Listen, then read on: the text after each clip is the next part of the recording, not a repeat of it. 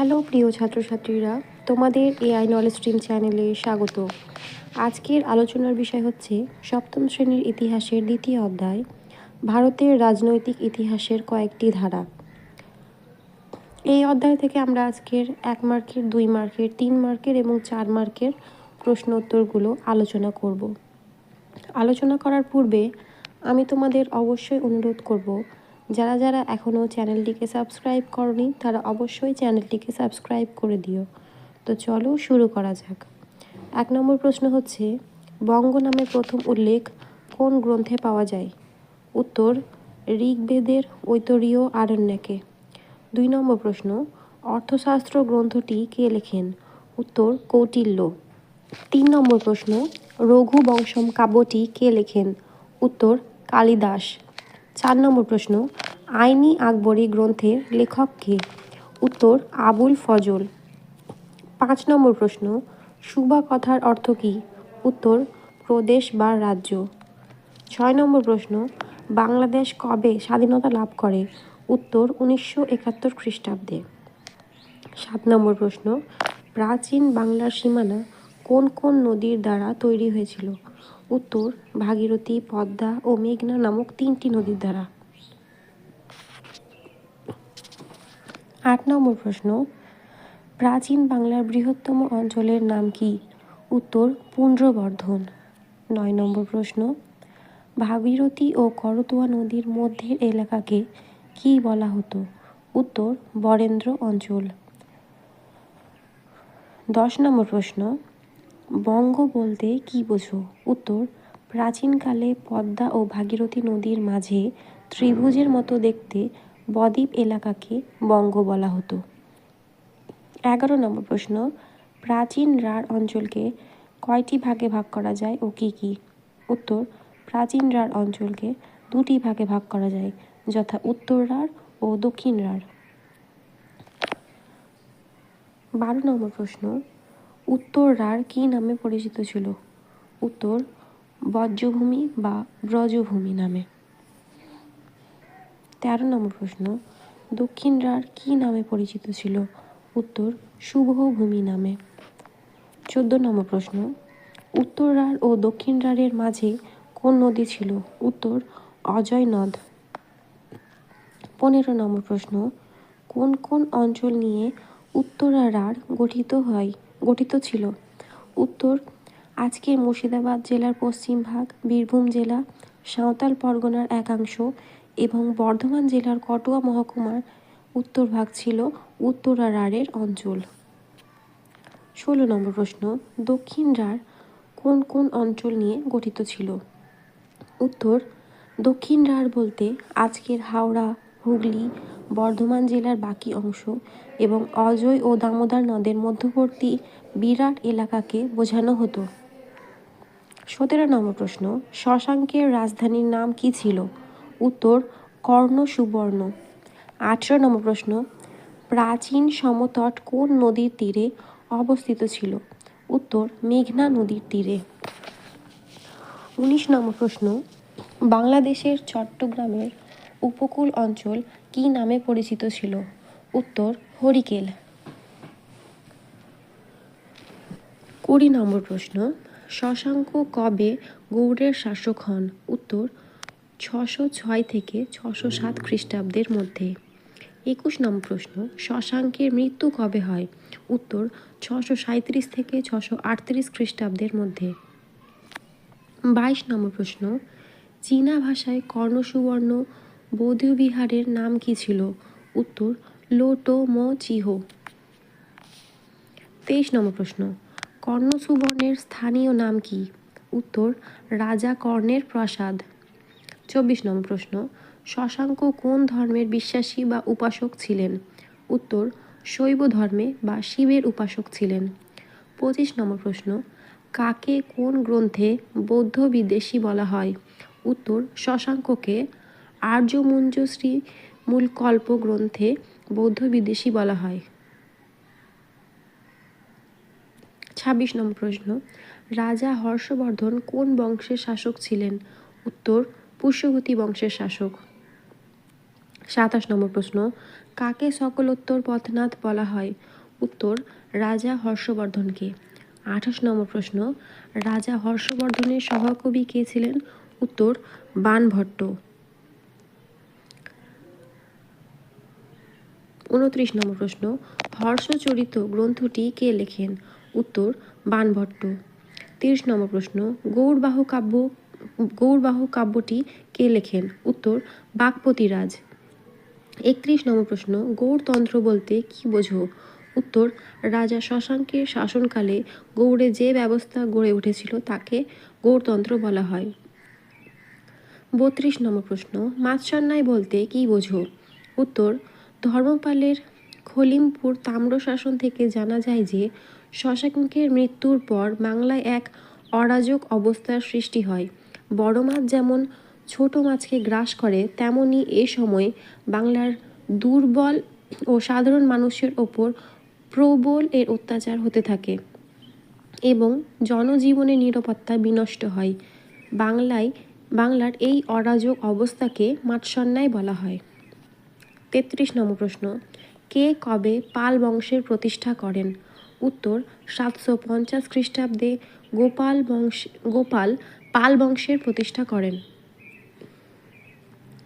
34 নম্বর প্রশ্ন, পাল বংশের শ্রেষ্ঠ রাজা কে ছিলেন? উত্তর, দেবপাল। 35 নম্বর প্রশ্ন, পাল রাজাদের আদিনিবাস কোথায় ছিল? উত্তর, বরেন্দ্র অঞ্চলে। 36 নম্বর প্রশ্ন, কোন পাল রাজা ত্রিশক্তি সংগ্রামে অংশগ্রহণ করেছিলেন? উত্তর, পাল রাজা ধর্মপাল। 37 নম্বর প্রশ্ন, কৈবত্র বিদ্রোহ বলতে কি বোঝো? উত্তর, পাল রাজা দ্বিতীয় মহিপালের আমলে উত্তরবঙ্গের সামন্ত রাজা দিব্যক বিদ্রোহ ঘোষণা করেন এবং দ্বিতীয় মহিপালকে পরাজিত ও নিহত করে উত্তরবঙ্গে একটি স্বাধীন রাজ্য প্রতিষ্ঠা করেন। দিব্য জাতিতে কৈবত্র ছিলেন বলে তার বিদ্রোহ কৈবত্র বিদ্রোহ নামে পরিচিত। 38 নম্বর প্রশ্ন, কোন গ্রন্থ থেকে কৈবত্র বিদ্রোহ সম্পর্কে জানা যায়? উত্তর, রামপালের সভাকবি সন্ধ্যাকর নন্দীর রামচরিত গ্রন্থ থেকে। 39 নম্বর প্রশ্ন, রামচরিত গ্রন্থটি কে লেখেন? উত্তর, সন্ধ্যাকর নন্দী। 40 নম্বর প্রশ্ন, কৈবত্র বিদ্রোহ কোন পাল রাজার আমলে হয়? উত্তর, পাল রাজা দ্বিতীয় মহিপালের আমলে। 41 নম্বর প্রশ্ন, রামপালের রাজধানী কোথায় ছিল? উত্তর, রামাবতী নগরে। 42 নম্বর প্রশ্ন, সেন রাজাদের আদি নিবাস বা বাসস্থান কোথায় ছিল? উত্তর, দক্ষিণ ভারতের কর্ণাটক অঞ্চলে অর্থাৎ মহীশূর এবং তার আশেপাশের এলাকায়। 43 নম্বর প্রশ্ন, সেন বংশের প্রতিষ্ঠাতা কে এবং এই বংশের শ্রেষ্ঠ রাজা কে ছিলেন? উত্তর, সেন বংশের প্রতিষ্ঠাতা ছিলেন সামন্ত সেন এবং এই বংশের শ্রেষ্ঠ রাজা ছিলেন বিজয় সেন। 44 নম্বর প্রশ্ন, কোন সেন রাজা গৌড়েশ্বর উপাধি গ্রহণ করেন? উত্তর, রাজা লক্ষণ সেন। 45 নম্বর প্রশ্ন, লক্ষণ সেনের রাজধানী কোথায় ছিল? উত্তর, পূর্ববঙ্গের বিক্রমপুরে। 46 নম্বর প্রশ্ন, ত্রিশক্তি সংগ্রাম বলতে কি বোঝো? উত্তর ভারতের কনৌজের উপর আধিপত্য প্রতিষ্ঠার জন্য পূর্ব ভারতের পাল বংশ, পশ্চিম ভারতের প্রতিহার বংশ এবং দক্ষিণ ভারতের রাষ্ট্রকূট শক্তির মধ্যে প্রায় দীর্ঘ 200 বছর ধরে যে সংগ্রাম চলেছিল তা ত্রিশক্তি সংগ্রাম নামেই পরিচিত। 47 নম্বর প্রশ্ন, রাজপুত বলতে কি বোঝো? উত্তর, অনেকে মনে করেন খ্রিস্টীয় 5ম শতকে হুনদের আক্রমণের পরে বেশ কিছু মধ্য এশীয় উপজাতির মানুষ উত্তর পশ্চিম ভারতে বসবাস করতে থাকে। স্থানীয়দের সঙ্গে তাদের বিবাহ হয়। এদের বংশধরদের রাজপুত বলা হয়। 48 নম্বর প্রশ্ন, চোল বংশকে প্রতিষ্ঠা করেন? উত্তর, বিজয়ালয়। 39 নম্বর প্রশ্ন, চোলদের রাজধানী কোথায় ছিল? উত্তর, থাঞ্জাভুর বা তাঞ্জোর নগরে। 50 নম্বর প্রশ্ন, গঙ্গায় কোন্ডচোল উপাধি কে নেন? গঙ্গায় গণ্ডচল উপাধি কেনেন প্রথম রাজেন্দ্র চোল। 51 নম্বর প্রশ্ন, বেদুইন কাদের বলে? উত্তর, মরুভূমির যাযাবর মানুষদের বেদুইন বলা হয়। 52 নম্বর প্রশ্ন, আরব বেদুইনদের প্রধান খাদ্য কী ছিল? উত্তর, খেজুর এবং উটের দুধ। 53 নম্বর প্রশ্ন, কবে কোথায় ইসলাম ধর্মের আবির্ভাব ঘটে? উত্তর, খ্রিস্টীয় 7ম শতকে আরব উপদ্বীপে। 54 নম্বর প্রশ্ন, হজরত মুহাম্মদের জন্ম কবে হয়? উত্তর, 570 খ্রিস্টাব্দে। 55 নম্বর প্রশ্ন, হজরত মুহাম্মদ কবে আল্লাহ বা ঈশ্বরের দূত হিসেবে মনোনীত হন? উত্তর, 610 খ্রিস্টাব্দে। 56 নম্বর প্রশ্ন, আল্লাহর বার্তাবহক কাকে বলা হয়? উত্তর, হজরত মুহাম্মদকে। 57 নম্বর প্রশ্ন, ইসলাম ধর্মের অনুগামীদের কি বলা হয়? উত্তর, মুসলমান বলা হয়। 58 নম্বর প্রশ্ন, হিজরত বলতে কি বোঝো? উত্তর, 622 খ্রিস্টাব্দে হজরত মুহাম্মদ এবং তার অনুগামীরা মক্কা ছেড়ে মদিনায় চলে আসে। এই মদিনায় চলে আসাকে আরবি ভাষায় হিজরত বলা হয়। 59 নম্বর প্রশ্ন, হজরত মুহাম্মদ কবে পরলোক গমন করেন? উত্তর, 632 খ্রিস্টাব্দে। 60 নম্বর প্রশ্ন, ইসলামদের পবিত্র ধর্মগ্রন্থের নাম কি? উত্তর, কোরআন। 61 নম্বর প্রশ্ন, বাইতুল্লাহ বলতে কি বোঝো? উত্তর, মক্কায় মসজিদি হরম নামে একটি মসজিদ আছে। এই মসজিদের মাঝখানে কাবা নামে একটি পবিত্র ভবন আছে। এরই আরেক নাম বাইতুল্লাহ। 62 নম্বর প্রশ্ন, খলিফা কথার অর্থ কি?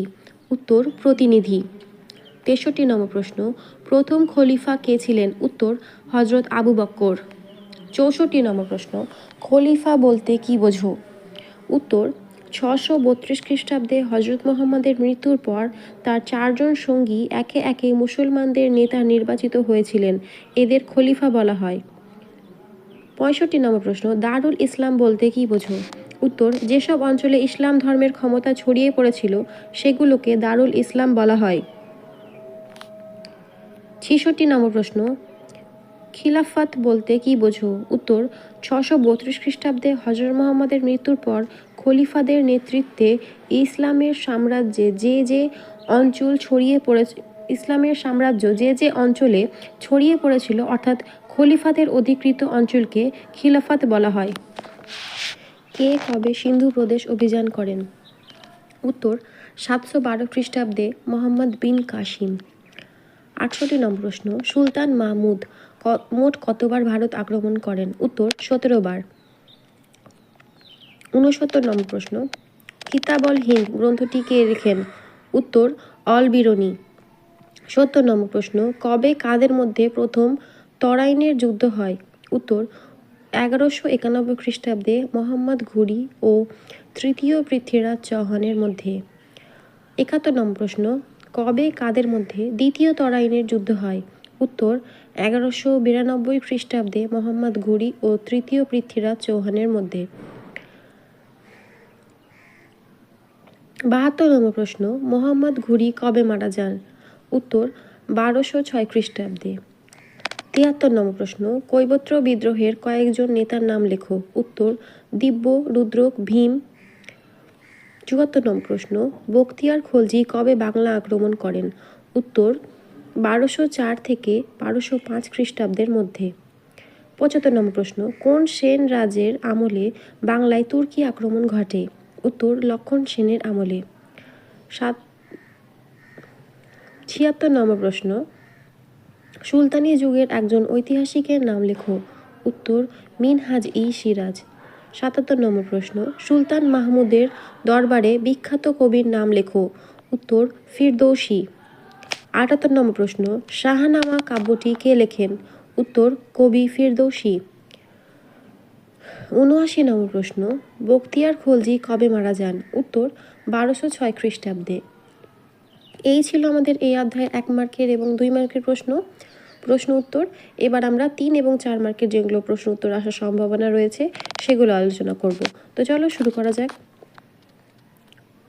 80 নম্বর প্রশ্ন, টিকা লেখো কর্ণ সুবর্ণ, অথবা কর্ণ সুবর্ণর গুরুত্ব লেখো বা কর্ণ সুবর্ণ সম্পর্কে যা জানো লেখো।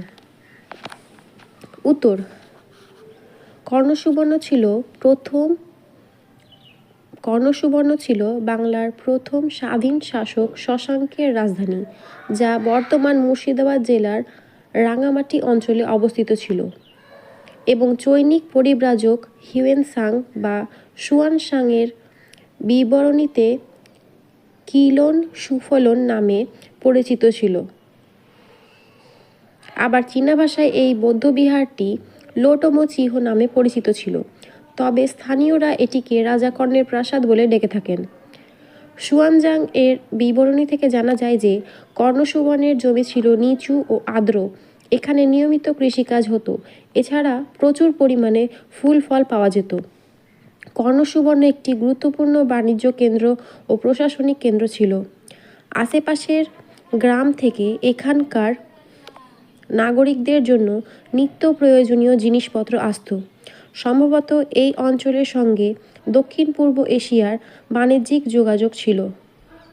তবে মনে হয় যে রাজা শশাঙ্কের মৃত্যুর পর কর্ণসুবর্ণের গরিমা শেষ হয়ে যায়, কেননা শশাঙ্কের মৃত্যুর পর পাল ও সেন আমলে এই উপাদানের কোনো উল্লেখ পাওয়া যায়নি। ৮১ প্রশ্ন, বাংলার প্রথম স্বাধীন রাজা কে ছিলেন, তার সম্পর্কে কি জানা যায়? অথবা শশাঙ্কের কৃতিত্ব লেখো। উত্তর শশাঙ্ক ছিলেন বাংলার প্রথম স্বাধীন রাজা, যিনি গৌড় রাজ্যকে সুসংহত করে এক বিশাল সাম্রাজ্য প্রতিষ্ঠা করেন। তার রাজধানী ছিল কর্ণসুবর্ণ। শশাঙ্ক শাসনকালে গৌড়ে যে ব্যবস্থা গড়ে উঠেছিল তাকে গৌড়তন্ত্র বলা হয়। শশাঙ্কের প্রধান কৃতিত্বসমূহ: ১ নম্বর, রাজনৈতিক ঐক্য প্রতিষ্ঠা। শশাঙ্ক বাংলার বিভিন্ন জনপদগুলোকে একত্রিত করে একটি বিশাল শক্তিশালী ও সার্বভৌম গৌড় সাম্রাজ্য প্রতিষ্ঠা করেন। ২, স্বাধীন বাংলার ভিত্তি স্থাপন। তিনি গুপ্ত সাম্রাজ্যের প্রভাব থেকে বাংলাকে মুক্ত করে একটি স্বাধীন রাজনৈতিক সত্তা হিসাবে প্রতিষ্ঠা করেন, যা বাংলার ইতিহাসে এক নতুন অধ্যায়ের সূচনা করে। ৩, অর্থনৈতিক ও প্রশাসনিক সমৃদ্ধ। হিউয়েন সাংয়ের বিবরণ থেকে জানা যায় তার রাজধানী কর্ণসুবর্ণ একটি সমৃদ্ধ রাজনৈতিক ও অর্থনৈতিক কেন্দ্রে পরিণত হয়েছিল। ৪ নম্বর, সাংস্কৃতিক ও ধর্মীয় অবদান। তিনি শৈব ধর্মের অনুসারী এবং শিবের উপাসক ছিলেন। তিনি অনেক শিব মন্দির নির্মাণ করেন। সুতরাং সামগ্রিকভাবে শশাঙ্ক প্রাচীন বাংলার ইতিহাসে একজন দূরদর্শী শাসক হিসেবে পরিচিত ছিলেন, যিনি বাংলাতে একটি ঐক্যবদ্ধ ও শক্তিশালী রাজ্যে পরিণত করেছিলেন। ৮২ নম্বর প্রশ্ন, কৈবত্র বিদ্রোহ সম্পর্কে যা জানো লেখো, অথবা টিকা লেখো কৈবত্র বিদ্রোহ সম্পর্কে, বা কৈবত্র বিদ্রোহের কারণ বা ফলাফল লেখো। উত্তর, সন্ধ্যাকর নন্দীর রামচরিত গ্রন্থ থেকে জানা যায় যে পাল রাজা দ্বিতীয় মহিপালের সময়ে বরেন্দ্র অঞ্চলের কৈবত্র অর্থাৎ জেলেরা দিব্যের নেতৃত্বে দ্বিতীয় মহিপালের বিরুদ্ধে যে বিদ্রোহ করে তা কৈবত্র বিদ্রোহ নামে পরিচিত। কৈবত্র বিদ্রোহের কারণ: ১, পাল রাজাদের দুর্বলতা।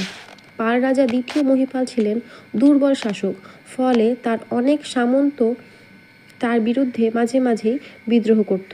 ২ নম্বর, ধর্মীয় ও সামাজিক কারণ। পাল রাজাদের বৌদ্ধ ধর্মীয় অহিংসা নীতি কৈবত্রদের পেশা অর্থাৎ মাছ ধরাকে গভীরভাবে ক্ষতিগ্রস্ত করে, যার ফলে তাদের মধ্যে অসন্তোষ সৃষ্টি করে। ৩ নম্বর, রাজকীয় চক্রান্ত। মহিপাল সিংহাসন আরোহণের সময় তার ২ ভাইয়ের প্রতি খারাপ আচরণ সামন্তদের মধ্যে অসন্তোষ সৃষ্টি করে। বিদ্রোহের নেতৃত্ব। এই বিদ্রোহে ৩ জন নেতা নেতৃত্ব দেন, তারা হলেন দিব্য, রুদ্রক এবং ভীম। বিদ্রোহের গুরুত্ব: ১, এই বিদ্রোহের ফলে কৈবত্ররা কিছুদিনের জন্য বরেন্দ্র অঞ্চলে শাসন করেন। ২, এটি নিম্নবর্গের মানুষের সক্রিয় অংশগ্রহণের এক ঐতিহাসিক উদাহরণ। ৩, প্রথম পর্বের পাল শাসনের অবসান ঘটে। যাই হোক, শেষ পর্যন্ত পাল রাজা রামপাল কৈবত্র নেতা ভীমকে পরাজিত করে এই বিদ্রোহের অবসান ঘটান। ৮৩ নম্বর প্রশ্ন, খলিফা ও খিলাফত বলতে কি বোঝো? উত্তর, খলিফা ৬৩২ খ্রিস্টাব্দে হজরত মুহাম্মদের মৃত্যুর পর তার ৪ জন সঙ্গী একে একে মুসলমানদের নেতা নির্বাচিত হয়েছিলেন। এদের খলিফা বলা হয়। খলিফা একটি আরবি শব্দ। খলিফা শব্দের অর্থ হলো প্রতিনিধি বা উত্তরাধিকারী। প্রথম খলিফা ছিলেন হজরত আবু বকর। প্রকৃতপক্ষে খলিফা হলেন ইসলামীয় জগতের রাজনৈতিক ও ধর্মীয় নেতা। খিলাফত 632 খ্রিস্টাব্দে হজরত মুহাম্মদের মৃত্যুর পর খলিফাদের নেতৃত্বে ইসলামের সাম্রাজ্য যে যে অঞ্চলে ছড়িয়ে পড়েছিল, অর্থাৎ খলিফাদের অধিকৃত অঞ্চলকে খিলাফত বলা হয়। 84 নম্বর প্রশ্ন, ত্রিশক্তি সংগ্রামের কারণ ও ফলাফল লেখো, অথবা ত্রিশক্তি সংগ্রাম সম্পর্কে যা জানো লেখো। উত্তর ভারতের কনৌজ এর উপর আধিপত্য প্রতিষ্ঠার জন্য পূর্ব ভারতের পাল বংশ, পশ্চিম ভারতের প্রতিহার বংশ এবং দক্ষিণ ভারতের রাষ্ট্রকূট শক্তির মধ্যে প্রায় দীর্ঘ 200 বছর ধরে যে সংগ্রাম চলেছিল তা ত্রিশক্তি সংগ্রাম নামে পরিচিত। ত্রিশক্তি সংগ্রামের কারণ: 1. কনৌজ গাঙ্গে উপত্যকায় অবস্থিত ছিল, ফলে এই অঞ্চল কৃষিকাজ ও ব্যবসা বাণিজ্যের পক্ষে খুবই সহায়ক ছিল, যা এই সংগ্রামের মূল কারণ। 2. গুপ্ত সাম্রাজ্যের পতনের পর উত্তর ভারতের ক্ষমতার শূন্যতা তৈরি হয়, যা পাল, প্রতিহার ও রাষ্ট্রকূটের মধ্যে আধিপত্য ও বিস্তারের সুযোগ করে দেয়। ত্রিশক্তি সংগ্রামের ফলাফল: 1. প্রায় 200 বছর ধরে চলা এই যুদ্ধের 3টি রাজবংশের প্রচুর সম্পদ ও জনবল ক্ষয় হয়। 2. এই দীর্ঘ 200 বছর যুদ্ধে জড়িত থাকার ফলে পাল রাজাদের ক্ষমতা কমে যায় এবং তাদের পদচ্যুতি ঘটিয়ে সেন রাজাদের আবির্ভাব ঘটে। অর্থাৎ এই দীর্ঘ 200 বছর লড়াইয়ে 3টি রাজবংশের প্রচুর পরিমাণে ক্ষয়ক্ষতি হয়। যদিও প্রতিহাররা কিছুদিনের জন্য উত্তর ভারতে জয়লাভ করতে সম্ভব হয়, কিন্তু এই যুদ্ধে জড়িত হয়ে পাল রাজাদের কোনো লাভ হয়নি এবং বরং তাদের পতন নিশ্চিত হয়েছিল। 85 নম্বর প্রশ্ন, ভারতের ইতিহাসে 1206 খ্রিস্টাব্দ গুরুত্বপূর্ণ কেন? উত্তর: বিভিন্ন কারণে 1206 খ্রিস্টাব্দ ভারতের ইতিহাসে গুরুত্বপূর্ণ। কারণ 1. 1206 খ্রিস্টাব্দে ভারতের ইতিহাসে অত্যন্ত গুরুত্বপূর্ণ কারণ এই বছর দিল্লিতে সুলতানি শাসনের প্রতিষ্ঠিত হয়, যার ফলে ভারতে মুসলিম শাসনের সূচনা হয় এবং প্রায় 300 বছর দীর্ঘ মধ্যযুগীয় শাসনের ভিত্তি স্থাপন হয়। 2. 1206 খ্রিস্টাব্দে মোহাম্মদ ঘুরি মারা যান। 3. 1206 খ্রিস্টাব্দে বখতিয়ার খলজি মারা যান। তো এই ছিল আজকের প্রশ্ন উত্তর। যদি তোমাদের ভিডিওটি ভালো লেগে থাকে তাহলে অবশ্যই চ্যানেলটিকে সাবস্ক্রাইব করো, ভিডিওটিতে একটি লাইক দিও।